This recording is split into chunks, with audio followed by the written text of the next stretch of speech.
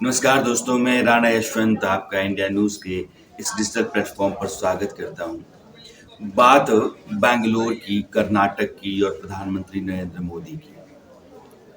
कहने के लिए आप 10 बातें कह सकते हैं, सवाल दर्जनों उठा सकते हैं, अच्छा बुरा तय करने के लिए अपना तर्क दे सकते हैं। लेकिन एक बात जो बहुत सच है और ज़मीन पर वो दिखती है, वो ये है कि नरेंद्र मोदी और उनकी टीम, बीजेपी संगठन भी उसमें शामिल है।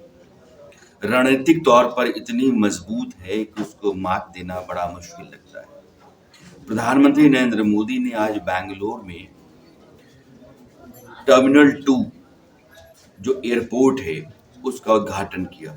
5,000 करोड़ की लागत से यह टर्मिनल 2 बैंगलोर में बना और वहां उन्होंने 108 फीट ऊंची मूर्ति का अनावरण किया। किसका? नाद प्रभु केम्पे गौड़ा की मूर्ति का। बहुत कम लोग जानते होंगे कि नाद प्रभु केम्पे गौड़ा कौन है। ये विजयनगर साम्राज्य के राजा थे 16वीं सदी में और बेंगलोर शहर बसाने की कल्पना उन्होंने की। वो किसी शिकार पर थे अपने मंत्री के साथ, लेकिन उनको लगा कि एक ऐसा शहर होना चाहिए जहाँ किले हों, जहाँ किसानी के लिए और लोगों के पीने के लिए पानी का भरपूर इंतजाम हो, वहाँ लोगों के लिए ज़रूरी सहूलियतें हों और शहर की सुरक्षा की गारंटी हो। इस लिहाज से उन्होंने बेंगलोर को बसाया। बेंगलोर नाद प्रभु केम्पेगौड़ा जो विजयनगर साम्राज्य के राजा थे, उनके जरिए बसाया गया। 1000 झीलें उन्होंने बनवाई ताकि पानी भरपूर रहे, किला बनवाया और आज जो एक आधुनिक शहर हिंदुस्तान का है, जिसको सिलिकॉन वैली कहते हैं अमेरिका का, वो बेंगलोर 16वीं सदी में भारत के एक राजा ने बसाया। उनके बारे में अगर आप पढ़ेंगे तो आपको लगेगा कि बहुत मेधावी, बहुत पढ़े लिखे, बहुत चिंतनशील और भारतीय समाज और यहाँ की संस्कृति में रचे बसे राजा थे केम्पेगौड़ा। अब केम्पेगौड़ा उनकी मूर्ति के अनावरण और बेंगलोर में आज एक और काम किया प्रधानमंत्री मोदी ने कि वंदे मातरम ट्रेन का उन्होंने उद्घाटन किया या फिर उसको देश को समर्पित किया।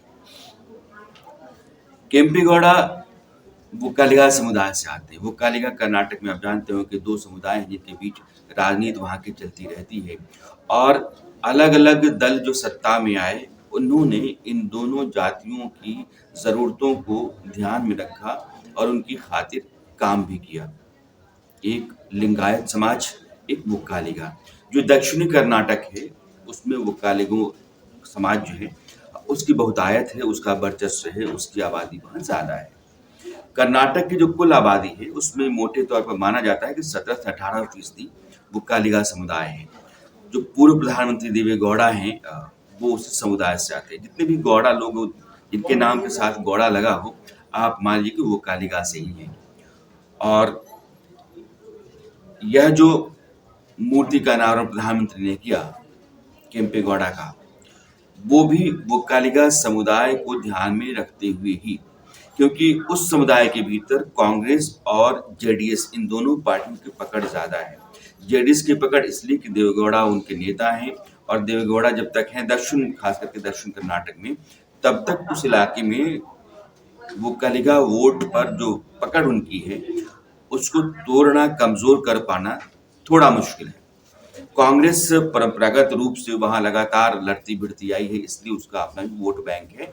लेकिन जैसे लिंगायतों के भीतर बीजेपी की अपनी पकड़ है, वैसी पकड़ वोक्कालिगा के बीच में बीजेपी की नहीं है। 5 महीने बाद वहाँ चुनाव होने हैं।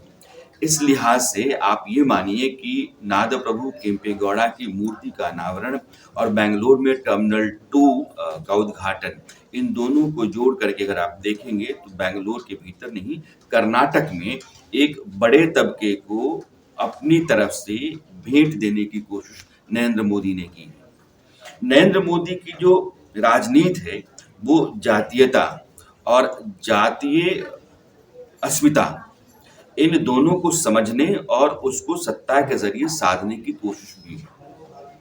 जैसे आप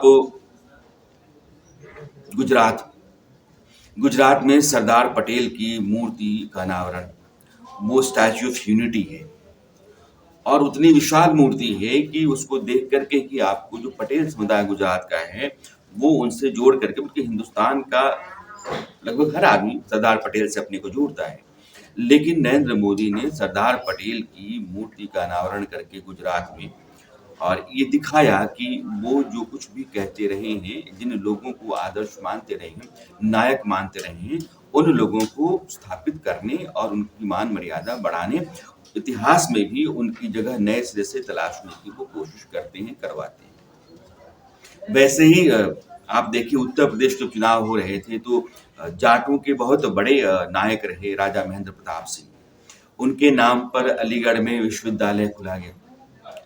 गुर्जर समुदाय, गुर्जरों के बड़े नायक हैं राजा मिहिर भोज और नोएडा में उनकी मूर्ति का अनावरण योगी आदित्यनाथ ने किया था। इसी तरीके से राजभर समुदाय, राजा सुहेल देव 11वीं-12वीं शताब्दी के बड़े सिपहसालार, बड़े लड़ाके, तो राजा सुहेल देव की मूर्ति का अनावरण बहराइच में किया गया श्रावस्ती के पास।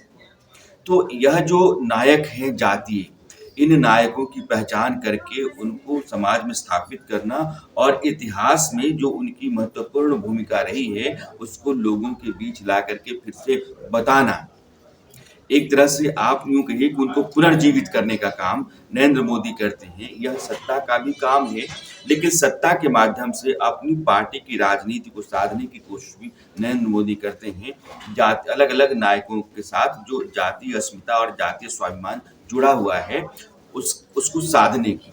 और आज जो बैंगलोर में उद्घाटन मूर्ति का 108 फीट ऊँची ये ब्रॉन्ज की मूर्ति है केम्पेगौड़ा साहब की, उसका अनावरण जो किया नरेंद्र मोदी ने, उसके पीछे भी एक सामाजिक जागरण तो है, जातीय स्वाभिमान को